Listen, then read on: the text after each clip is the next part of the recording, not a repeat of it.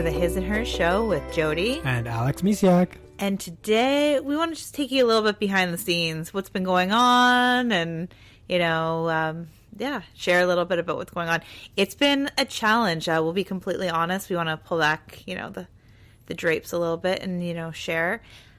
It's been really hard, challenging to really find time to record March's episodes, just because of colds, snow days, yes, and the stomach flu recently took over our house. So it's just been, it's been a roller coaster this month. This is probably one of the harder winters I can remember. But specifically, it seems to all be piling up in this month. So yeah, been hard to sit down. Well, we've had colds nonstop, throughout the whole winter season, I find. Yeah. Anyways, it's not focused on colds, but it's just sometimes, life throws us little curveballs or big curveballs. Or multiple curveballs. So it's just about, getting back up, dusting yourself off, and, one foot in front of the other again. So we've had many times, we were going to record last week, and it just didn't happen because our daughter had the stomach flu, or the stomach bug. And right. then, and then I was out of commission because the same day. Her, yeah. And then you had it too. Mm-hmm. And then, a couple, 2 days later, or a day later, I had it and then we all had it again except for you. So it's just, anyways, life, if life is throwing you a curveball or multiple curveballs, hopefully you can duck sometimes. But if not, really just one step in front of the other. And it could just be maybe one day you're just getting out of bed. I'll get out of bed. And I'm speaking from experience, because this stomach bug that I had is the worst stomach bug I've had my whole life. It's the worst one I've had. Yeah. I remember having one when I was 16. It came close to what I just had, but this one was worse. I'm still not eating properly. I'm finally just getting my appetite back after a week. Yeah, it's been a serious punch. So, yeah. Oh, sorry. So it's about being gentle, right? Mm-hmm. When you've got all this stuff going on, you're like, oh, but what about this or what about that? You have to just remind yourself that there's only so much you can do. Mm-hmm. And if you try to push yourself too hard, then you're actually going to fall back even further. Mm-hmm. Exactly, yes. I stayed in bed for a whole day because I was up the whole night sick. And so luckily I had you. It was a Saturday. You took the kids grocery shopping and did all that. So thank you. But I literally stayed in bed. And it wasn't like I was just laying and watching TV. I was out cold. Yeah. I needed to sleep. My body just needed sleep. So sometimes that's all it is to sleep. And it's I'm I got to get better. We're going to go see Ellen live in Toronto the next day. So, Yeah, we somehow pulled ourselves together enough to do that, which was nice. And the kids had sort of gotten over the worst of it, so that worked out well as well, timing-wise. Well, we luckily had the grandparents come, so that was good. But sometimes the timing doesn't work, when we're trying to record, or if you got some things lined up and those have to fall through because you got sick. Like you said, I took care of the kids while you slept, and it's you took care of Jaden while Anastasia and I slept. While I'm trying to keep her calm and help direct her to her spit bucket, if you will, or whatever. Let's not go into details. But no one needs to know the details. We're parents, and you got a parent, Mm-hmm. And that means sometimes shifting things around. And then when you get sick, just because you get sick, you still have little things that need to be taken care of. So you really do have to be gentle with yourself and go, okay, well, not the way I had planned. Maybe I didn't get to tick these boxes off, but it doesn't do you any good to be mad at yourself or the world or your particular situation, because that's not going to help you, and it's not going to help you to push too hard either. So it was good for me, for example, to have that day where Anastasia and I was helping Anastasia and just staying low key myself, and I ended up sleeping a lot too, and I think that contributed to me getting better faster. Well, I even suggested that you took the day off to have a sick day. Sometimes it's really hard to phone in and be you had so much work to do at work, And it's like, have a sick day. Like, we were up the whole night with Anastasia off and on. And you more so, I think, because I think I passed out midway through. Multiple bed changes. Yeah. Yeah. Right. Oh, my goodness. Yes. So, but and it worked out well. Well, it worked out well-ish because, like, you also were healing from the stomach bug. So, like you said, you got to be gentle sometimes. Slow down. I'm a huge believer now, anyways. When our bodies are sick or there's something going on, you have a cold, or I actually stop now and be like, what are you trying to tell me? Like, what's going on? Am I going too much? Like, am I taking on too much of my life? And this whole winter has been that kind of experience. I'm actually doing some shifting in my own business just so I'm not on go all the time. Like, there has to be some downtime. And as parents, it can be really hard to have downtime. We were really, we decided to take it really nice and awesome when we went to Toronto for Ellen. We took the train. So sometimes you just have to make those moments. So instead of driving down, we took the train and we got to relax and sit beside each other and hold hands, and no one had to worry about the traffic, or it was just a really nice, relaxing. Or the weather, or Yeah. So sometimes you just got to find your own moments in your crazy life. But yeah, I find that when our bodies, something's going on, it's usually we're doing too much. Now, I don't know if it's this year or not. I feel like I actually took a lot of downtime because I had colds.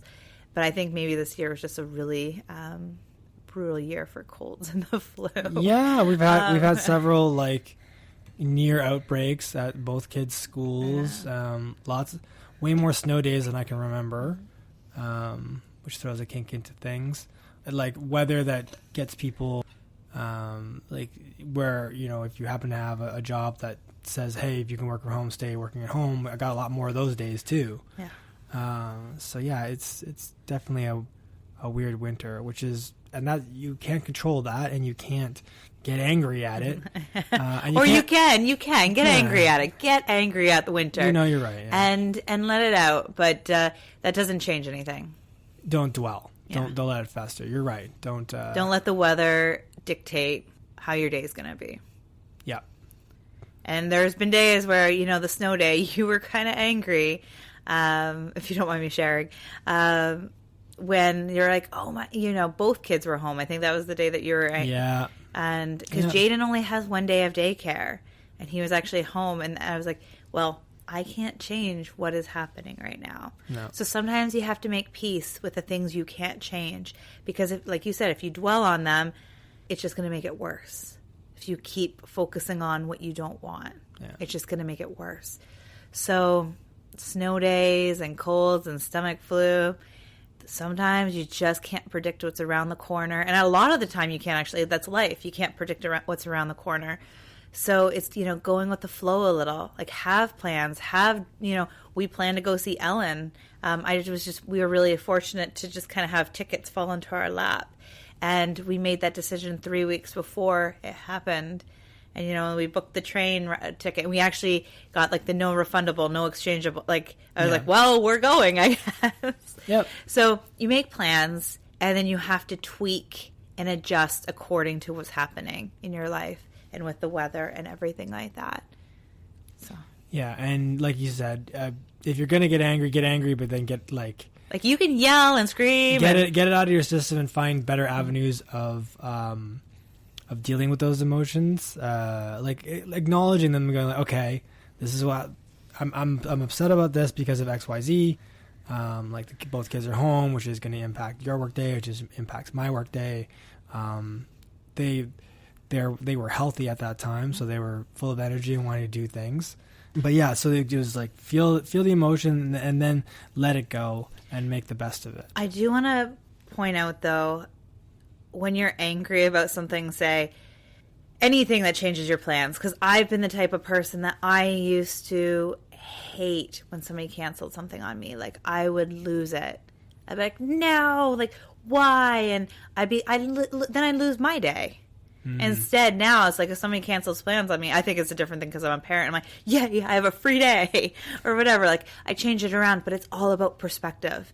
So if you're getting angry about a snow day, and I think I checked in with you on that day, it's like, why are you angry? So it's really about why. Like, Is it because your expectations for the day have changed? Well, those are just what you expected to do. That's not what was meant to happen. Right. So sometimes you have to be like, okay, well, you got to it's like almost like throw your list of what you wanted to do with the day out the window. And lucky for you, it didn't change most of your day. I was the one that had to change the most, because Wednesdays, that was the day of the snow day. Those are my only days that I have to myself to work fully. And I was like, oh man. So I'm like, well, I got both kids home. I don't have the house to myself like I always look forward to on my Wednesdays. And I just had to be okay with it. And it was like, if you just let go of all the expectations, because that's where it really comes down to, is when we expect something and it doesn't work out the way we expect it. That's when we get angry. That's when we get frustrated. Yep. And that's when we're not going with the flow of life. And that's where the misdirected anger happens, and where you can, do things out of anger that you regret or that you don't want to. Like, there's no point being angry. Like you said, there's no point being angry at the weather or the kids or you or the house, or you know what I mean. Like it was anger. You can get angry. You can get angry, but like realize what the anger, like, it's because you were angry, and that's yes, okay. and I set up, but I should have been angry. And it's okay to be angry, I guess. But like, I was angry because, like you said, I had expectations for how the day was going to go. Those expectations were now dashed. So it's a matter of, and all those words just a perception of how things would play out. So it was all within my own head. So if I just let that go, then there'd be nothing left to be angry about. Exactly. And then you just enjoy the day more. Exactly. Like if you just focus on what could have been instead of what is, then you're just torturing yourself, really. Yeah. And we all do it. Or at least I feel like I'm also guilty of falling in the path of, and like I said before, it used to impact me every time. And when I met you, you were actually you actually helped me embrace the going with the flow, because you're a go with the flow kind of guy, or you were. The kids are kind of we're sort of balancing out better.